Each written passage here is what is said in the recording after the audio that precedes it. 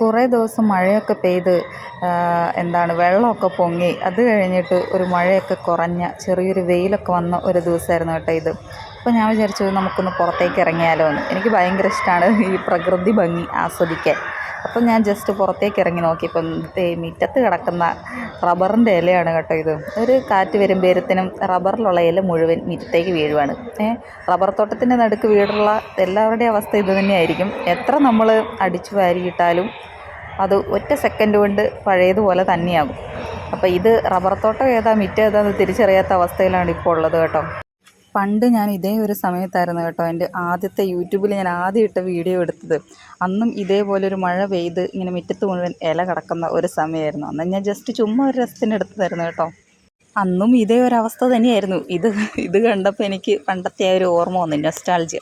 അത് കഴിഞ്ഞ് ഞാൻ ഒരു റബ്ബർ തോട്ടത്തിലേക്ക് ഇറങ്ങിയപ്പോഴാണ് ഇത് കണ്ടോ, ഒരു റബ്ബറെ മൊത്തം ഇതുപോലത്തെ ഒരു പുഴുവാണ് ഇരിക്കുന്നത്. ചൊറിയും പുഴുവിൻ്റെ വേറൊരു ടൈപ്പ്. ഇപ്പം ചൊറിയും പുഴുവിനെ അധികം കാണുന്നില്ല, ഈ ഒരു ടൈപ്പ് പുഴുവിനെയാണ് കാണുന്നത്. കാണാൻ കുറച്ച് ക്യൂട്ടായിട്ടുണ്ടെങ്കിലും പക്ഷേ ഇതിന് തൊട്ടിട്ടുണ്ടെങ്കിൽ അല്ലെങ്കിൽ ഇത് നമ്മുടെ ദേഹത്ത് കയറിയിട്ടുണ്ടെങ്കിൽ ചൊറിഞ്ഞിട്ട് നമുക്ക് ഭ്രാന്തായി പോകും. അതുപോലെ തന്നെ ഒരു പുഴുവാണ് കേട്ടോ ഇത്. ഇപ്പോൾ ചൊറിയും പുഴുവിന് അധികം കാണുന്നില്ല, മൊത്തം ഇത് റബ്ബറിൽ ഈ മരത്തേൽ നിറച്ചും ഈ പുഴുവാണുള്ളത്. എല്ലായിടത്തും ഈ ടൈപ്പ് പുഴുവുണ്ടോ എന്നറിയത്തില്ല, പക്ഷെ നമ്മുടെ അടുത്ത് ഈ ഒരു വർഷത്തും കഴിഞ്ഞ ഒരു വർഷവും ഇതേപോലത്തെ പുഴുവിനെ കണ്ടിട്ടുണ്ടായിരുന്നു കേട്ടോ. പക്ഷെ ചൊറിയും പുഴു അധികമില്ല. പണ്ടൊക്കെ ചൊറിയും പുഴുവായിരുന്നു, ഇത് അതിൻ്റെ വേറൊരു ടൈപ്പാണെന്ന് തോന്നുന്നു. അങ്ങനെ പുഴുവിനെയൊക്കെ കണ്ടിട്ട് ഞാൻ കുറച്ച് പറമ്പിലേക്ക് ഇറങ്ങാമെന്ന് വിചാരിച്ച് നോക്കിയപ്പോഴാണ് നമ്മുടെ മഞ്ഞളൊക്കെ, ഇതൊക്കെ പപ്പ നട്ട മഞ്ഞളാണ്, ഇതൊക്കെ നല്ലോണം വലുതായിട്ടുണ്ട്. പിന്നെ നമ്മുടെ പഴയ വീടിൻ്റെ സൈഡിലൊക്കെ പപ്പ കപ്പ നട്ടിട്ടുണ്ടായിരുന്നു, അതൊക്കെ കുറച്ച് വലുതായിട്ടുണ്ട്. എത്ര ദിവസം കാണുമെന്ന് തമ്പുരാനറിയാം, കാരണം കാട്ടുപന്നീൻ്റെ വിളയാട്ടാണ് ഇവിടെ. അപ്പം പിന്നെ നമ്മുടെ മഴയൊക്കെ പെയ്തുകൊണ്ട് നമ്മുടെ മണ്ണൊക്കെ ചെറുതായിട്ട് ഇടിഞ്ഞിട്ടുണ്ട് കേട്ടോ. പിന്നെ ഇത് കണ്ടോ, പൂവൊക്കെ പൂക്കാൻ തുടങ്ങി. ഓണത്തിൻ്റെ ആ ഒരു ഇതായിട്ട് പൂവൊക്കെ ചെറുതായിട്ട് പൂക്കളൊക്കെ കുറച്ച് പൂക്കാൻ തുടങ്ങി കേട്ടോ. ഇത് നമ്മുടെ പഴയ വീടിൻ്റെ സൈഡിലുള്ള ഒരു ചീനി, അതായത് കാന്താരി മുളകാണ് ഇത്. കുറച്ച് കാന്താരിയൊക്കെ ഉണ്ട്, ഇടയ്ക്ക് ഞങ്ങൾ പൊട്ടിക്കാറുണ്ട്. എൻ്റെ വീട്ടിൽ എല്ലാവർക്കും ഇങ്ങനെ കാന്താരി മുളക് പൊട്ടിച്ചത് ഭയങ്കര ഇഷ്ടമാണ് കേട്ടോ. എന്തൊക്കെ കറിയുണ്ടെങ്കിലും കാന്താരി മുളകിൻ്റെ തട്ട് താണു തന്നെ ഇരിക്കും. കാന്താരി മുളക് എല്ലാവർക്കും ഭയങ്കര ഇഷ്ടമാണ് പൊട്ടിക്കുന്നത്. ഈ ചെണ്ടൻ കപ്പ പുഴുങ്ങത്തില്ലേ, അതിൻ്റെ കൂടെയൊക്കെ കാന്താരി മുളക് ഇങ്ങനെ ടച്ചിങ്സ് പോലെ മുക്കി മുക്കി കഴിക്കും, അത് അടിപൊളിയാണ്. അപ്പോൾ നമ്മുടെ ബാക്കി കപ്പയൊക്കെയാണിത്. ഇതിന് കപ്പയായിട്ടില്ല, അതുകൊണ്ട് പന്നി ഇത് വെറുതെ വിട്ടേക്കുന്നതാണ്. അതിൻ്റെ അപ്പുറത്ത് പോയപ്പോൾ വലിയ കാര്യത്തിന് കൊണ്ടുപോയിട്ട് ചെറുകിഴങ്ങൊക്കെ നട്ടിട്ടുണ്ടായിരുന്നു. അത് ഇന്നലെ രാത്രി വന്ന് പന്നി മേഞ്ഞിട്ട് പോയിട്ടുണ്ട്, ഉഴുത് മറിച്ചിട്ടിട്ട് പോയിട്ടുണ്ട്. അപ്പോൾ അത്രയേ ഉള്ളൂ. ഇത് നട്ടിട്ടൊന്നും പ്രത്യേകിച്ച് കാര്യമൊന്നുമില്ല. കഴിഞ്ഞ വർഷമൊന്നും പപ്പ നട്ടിട്ടൊന്നും ഇല്ലായിരുന്നു, കാരണം ഇതെന്തായാലും കിട്ടൂലെന്നറിയാം. വെറുതെ എന്തിനാണ് പന്നിക്ക് തിന്നാൻ വേണ്ടി നമ്മൾ കഷ്ടപ്പെടുന്നത്.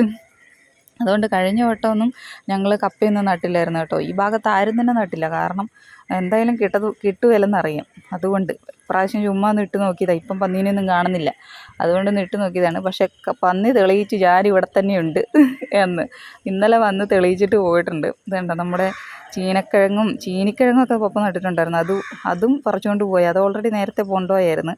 പിന്നെ അത് കഴിഞ്ഞിട്ട് ഇപ്പോൾ ചെറുകിഴങ്ങും നമ്മുടെ ഇന്നലെ വന്ന് റെഡിയാക്കി തന്നിട്ടുണ്ട്.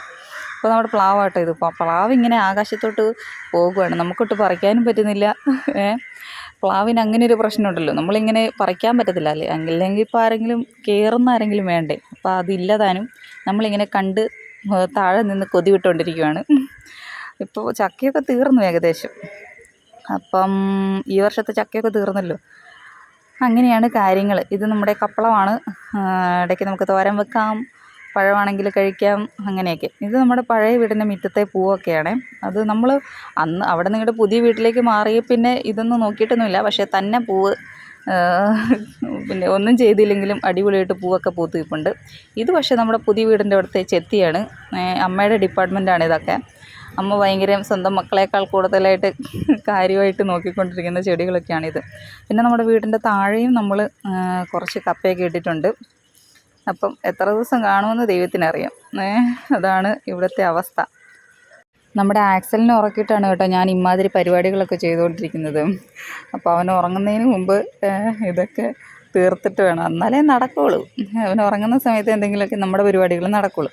അപ്പം ഞാനിങ്ങനെ പ്രകൃതി ഭംഗി ആസ്വദിച്ച് കഴിഞ്ഞപ്പോഴത്തേനും നമ്മുടെ ആക്സൽ എണീറ്റ് വന്നിട്ടുണ്ട്. അവനാണെങ്കിൽ ഇപ്പം ഭയങ്കര പാട്ടുപാടലൊക്കെയാണ്. ഭാവിയിലൊരു യേശുദാസ് ആകില്ലെന്ന് ആര് കണ്ടു. പാട്ടൊക്കെ അവൻ പെട്ടെന്ന് പഠിക്കുന്നുണ്ട് കേട്ടോ. നമ്മൾ 2 വട്ടം പാടിക്കഴിയുമ്പോഴത്തേനും അവൻ പെട്ടെന്ന് പഠിക്കുന്നുണ്ട്. അപ്പം നമ്മൾ പഠിപ്പിച്ചില്ലെങ്കിലും അവനിങ്ങനെ കേട്ട് തന്നെ പഠിച്ചോളും. നമ്മൾ പഠിപ്പിക്കുകയൊന്നും വേണ്ട, നമ്മൾ പാടുന്നത് കേട്ടിട്ട് അവനെല്ലാം കുറേ പാട്ടൊക്കെ അവനറിയാം കേട്ടോ. ഉറക്കം എഴുന്നേറ്റ് കഴിഞ്ഞ് വന്നാൽ പിന്നെ അവന് കുറച്ച് കൊഞ്ചലൊക്കെ കേട്ടോ. അവനെ കുറച്ച് കൊഞ്ചിക്കണം, അവന് കുറച്ചെടുത്ത് കൊഞ്ചിച്ചൊക്കെ കുറച്ച് നേരം നടക്കണം, അല്ലെങ്കിൽ അവൻ വേറൊരാളായിട്ട് മാറും അങ്ങോട്ട്. അപ്പോൾ അവനാണെങ്കിൽ ഇലയൊക്കെ കണ്ടപ്പോഴത്തേന് അവൻ ഓടണം. അപ്പം ഞാനിങ്ങനെ പറഞ്ഞു, ചൊറിയുമ്പുഴു വരും, അതുകൊണ്ട് നീ കഴിഞ്ഞ ദിവസം അവൻ്റെ മേത്ത് ഒരു പുഴു ഇങ്ങനെ കയറിയായിരുന്നു കേട്ടോ. അതുകൊണ്ട് അവന് ചെറിയൊരു പേടിയുണ്ട്. അപ്പോൾ ഇത്രയേ ഉള്ളൂ നമ്മുടെ വീഡിയോ. ഇനി വീഡിയോ എടുപ്പൊന്നും നടക്കത്തില്ല. ഇനി അടുത്ത വീഡിയോയിൽ കാണാം.